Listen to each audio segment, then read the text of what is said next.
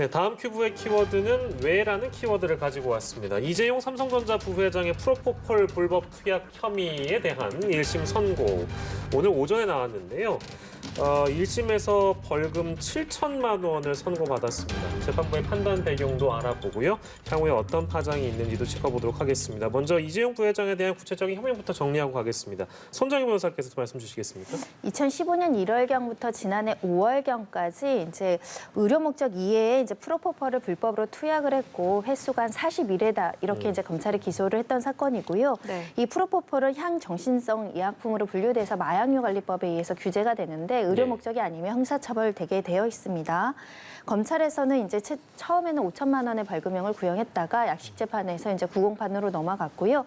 7천만 원을 구형했고 재판부도 검찰 구형 그대로 받아서 7천만 원을 선고를 했습니다. 네, 이 부회장이 초범이고 또 가중할 요소가 많지 않다는 이유에서 벌금형이 선고될 가능성이 높다 이런 전망이 많았거든요. 그런데 1심 재판부가 오늘 벌금 7천만 원 선고했습니다. 이 재판부의 판단 어떻게 평가하시는지요? 재판부는 사회적 영향력이 굉장히 큼에도 불구하고 이런 사람들은 준법 이식과 모범적으로 행동을 해야 됨에도 불구하고 그렇지 않아서 더 재질이 가볍지 않다라고 판단했으나 일단 투약량과 관련해서는 한 41회 정도로 특정되어 있거든요. 네. 이 투약 횟수, 투약량도 상당하다 이렇게 판단을 했으나 동종 전과가 없었고요. 모두 자백하고 반성하는 점을 고려를 했다라고 합니다.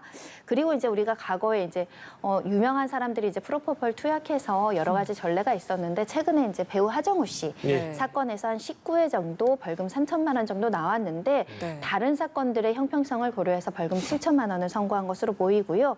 또 재판부에서는 모범적인 아버지 모습을 보여달라 이런 이야기도 덧붙이면서 초범이기 때문에 일부 감형을 한 것 같습니다.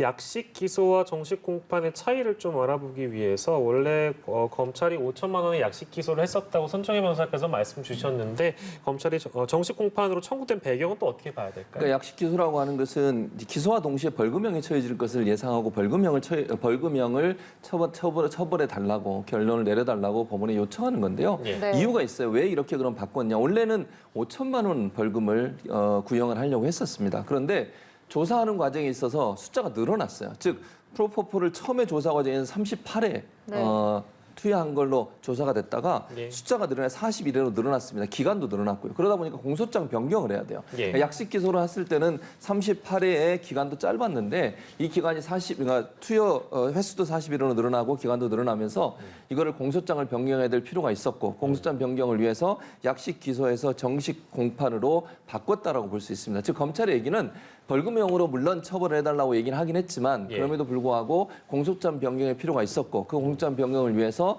약식 기소에서 정식 공판으로 옮겨갔다 이렇게 좀 설명을 하고 있습니다. 뭐 이게 공교로운 얘기인지는 모르겠습니다.만 손정혜 변호사께서도 아까 앞서 말씀하시기를 하정우 씨 관련된 재판도 약간 비교를 해주셨잖아요.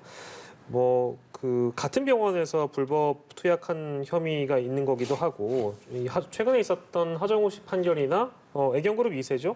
최승석 전 애경개발 대표 등에게도 마찬가지로 불법 투약한 혐의가 있었는데 이런 어떤 재판 내용들이 이재용 부회장 선고에도 영향을 미쳤을까요? 어떻게 보십니까? 하정우 씨 재판에서도 처음에 하정우 씨가 다툴 것으로 무죄 주장할 것으로 억울한 부분이 있다라고 주장을 했지만 결국은 이제 정식 공판을 가서는 모두 자백하고 선처를 구하는 방식으로 변론을 했거든요.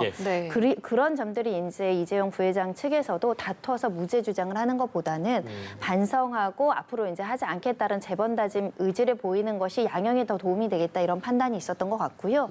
특히 같은 병원에서 특히 불법으로 프로포폴을 놔준 의사는 1심에서 징역 3년의 실형이 선고가 됐거든요. 그러면 선입견을 가지면 안 되겠지만 여기서 많은 사람들이 불법 투약이 있었고 실제 그 의사가 불법적인 행동으로 실형 3년까지 선고될 정도면 이재용 부회장이 아무리 무죄 주장을 통해서 의료 목적으로 방문을 했다고 하더라도 합리적으로 받아들이지 않을 가능성이 존재하기 때문에 오히려 이렇게 부인을 하면서 사회적인 논란을 자초하는 것보다 자백하고 그래서 선처하는 것이 맞겠다라는 있다라는 판단을 한 것으로 보이고요.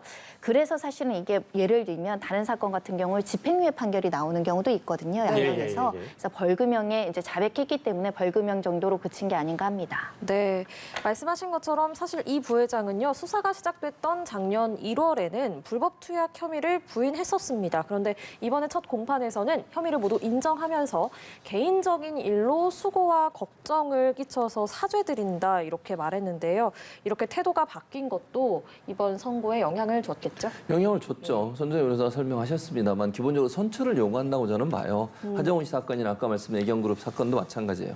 그게 선처를 요구하지 않았으면 이게 뭐 집행유예가 나올 수도 있고요. 심지어는 뭐 그냥 그 징역형이 나오는 경우도 있지 않습니까? 지금 40일이라고 하면 적은 숫자가 아니에요. 네. 기간도 길고요. 그런 상황이라고 하면 사실은 국민적 분노도 크고 사회적으로 정말 그 공인이라고 할 수 있는 위치에 있는 사람이 저런 모습을 했다고 하는 것은 국민적 비난을 받기에 충분한 내용입니다. 그래서 본인이 만약 계속 뭐 아니라고 부인을 했으면 제가 볼 때는 좀 더 무거운 형이 내려질 가능성이 있어요. 근데 본인은 지금 무거운 형을 받으면 안 돼요. 금고 이상 형을 받으면 가석방이 취소가 됩니다. 네. 그런 상황이기 때문에 본인은 아마 전략적으로 법원의 판단에 선처를 좀 요구하기 위해서 인정하고 사죄하고 또 본인이 많은 부분 사회에 헌신하겠다. 이 말은 경제적으로 헌신하겠다는 얘기 아니겠습니까? 네. 그런 부분들을 통해서 선처를 호소하는 쪽으로 전략을 바꾼 게 아닌가. 또 그게 1심 재판 판결에 영향을 미쳤을 가능성 충분히 얘기해 볼 수 있습니다. 네, 교수께서도 가석방 취소 관련된 얘기 잠깐 해주셨는데요. 이번 선고로 인해서 그 취소 가능성은 뭐 희박해졌다고 봐야 되겠죠? 없다라고 봐야 될 것 같고요. 가석방 기간 중에 이제 지은 죄로 금고 이상 형이 이제 선고가 돼야지만 가석방이 취소되는데 벌금형이 이제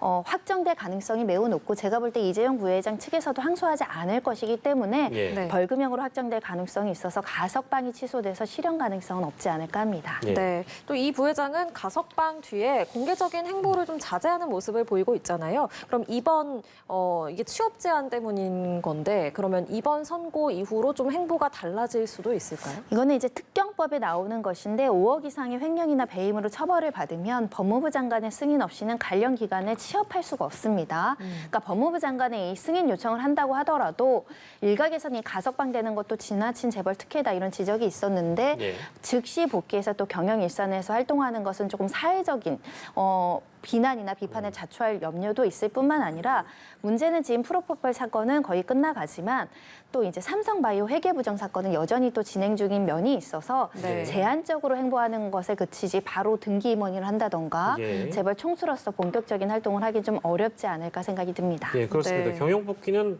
당분간은 어려울 것 같고 그렇다면 그 시기가 언제 될 것인가 뭐 그 정도의 예상은 해볼 수 있을 것 같은데요. 시간이 좀 오래 걸리긴 하겠죠. 어떻게 전망하세요? 그렇죠. 근데 경영 복귀라고 하는 게 사실은요. 공식적으로 경영 복귀하고 별 의미가 없다고 저는 생각해요. 개인적으로. 무슨 말이냐면 예. 지금도 실제적으로는 이재용 부회장이 많은 활동을 할 거라고 봅니다. 모든 국민이 그렇게 생각할 겁니다. 공식적으로 등기 이사로 등록을 하거나 아니면 본인이 뭐 임금을 받을 수는 없잖아요. 월급을 받거나 아니면 등기 이사로 등록은 안 되지만 실제적으로 영향력을 행사하지 않겠습니까? 저는 하고 네. 있다고 보고요. 예. 네. 아마 이제 그런 부분에 있어서 겉으로 드러나지 않지만 실제적으로 경영에 많은 부분 영향을 행사하고 있을 거라고 저는 봅니다. 또 그게 어찌 보면 뭐 법무부도 그렇고 법무부 장관한테 사실은 이걸 풀어달라고 요청도 안 했어요. 그런데 법무부 장관이 그렇다고 이게 문제가 있다고 보지도 않고 있어요, 지금. 처음에 가석방되고 나왔을 때도 법무부 장관의 인터뷰 내용을 보면 미등기 임원이기 때문에 문제가 된다고 보지 않는다. 이런 투의 말을 했거든요. 예. 그렇다고 하면 이건 묵인 속에서 이루어지는 거라고 저는 봐요. 그래서 현재 상황에서 물론 공개적인 행보를 막 광폭 행보를 하긴 어려울 겁니다. 그럼에도 네. 불구하고 실제적으로 이재용 부회장이 삼성의 여러 가지 일들에 관여해서 의견들을 내는 그런 활동들은 계속 할 것이고 앞으로도 계속되지 않을까 그렇게 전망이 됩니다. 알겠습니다. 네. 오늘 사건 큐브 두 가지 주제 함께 다뤄봤고요. 손정혜 변호사, 최진봉 성공회대 교수와 자세한 이야기 나눠봤습니다. 두 분 고맙습니다. 고맙습니다.